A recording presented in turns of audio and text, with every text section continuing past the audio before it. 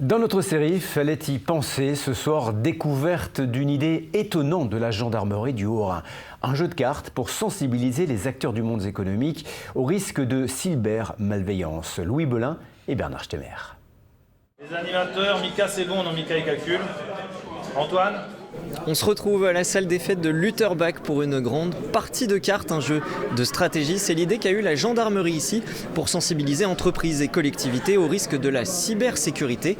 Fallait y penser. On continue le jeu maintenant que vous avez organisé vos défenses. Vous disposez chacun de 100 points de vie que vos animateurs vont vous remettre. Faire avec les moyens du bord, ces joueurs en ont l'habitude. Autour de la table numéro 6, ils sont salariés d'associations, d'entreprises, de collectivités et avec ces cartes distribuées aléatoirement, ils doivent organiser au mieux la défense informatique de leur structure. Alors voilà, il vous reste à peu près une dizaine de minutes et donc vous constatez que chaque carte a un coût.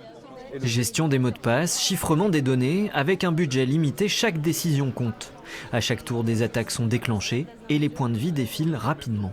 C'est intéressant, c'est interactif. On apprend pas mal de trucs sur comment se protéger et quelles sont les attaques possibles parce qu'on ne pense pas forcément à tout. Moi, je connaissais déjà un peu la base, mais j'ai appris beaucoup de choses aussi de manière vraiment plus technique sur des thèmes que je connaissais pas. Donc je suis assez contente. Le souci, c'est qu'on en parle beaucoup.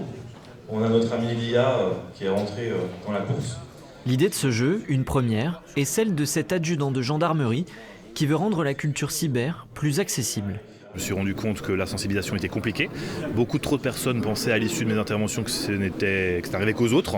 Et j'ai voulu essayer de trouver un moyen pédagogique différent et le jeu pour moi était la solution. Je me suis inspiré de mes enfants qui étaient fans de ce petit jeu de cartes et j'ai voulu faire en sorte d'extrapoler ça sur un milieu économique et professionnel.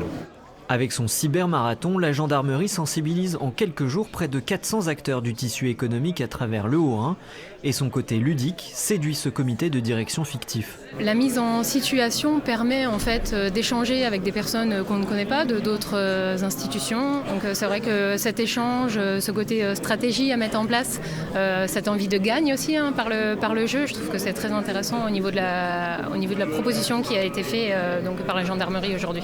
Usurpation d'identité, vol de données, les fraudes cyber représentaient en 2024 près d'1 milliard d'euros à travers le monde, un montant croissant.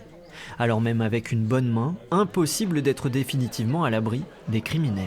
Allez, c'est terminé. Fin de partie ici à Lutterbach et évidemment tout le monde a gagné, tout le monde a beaucoup appris surtout. Alors si vous aussi partout en Alsace vous développez une initiative ou un projet, écrivez-nous à l'adresse fallait y penser tout attaché @francetv.fr.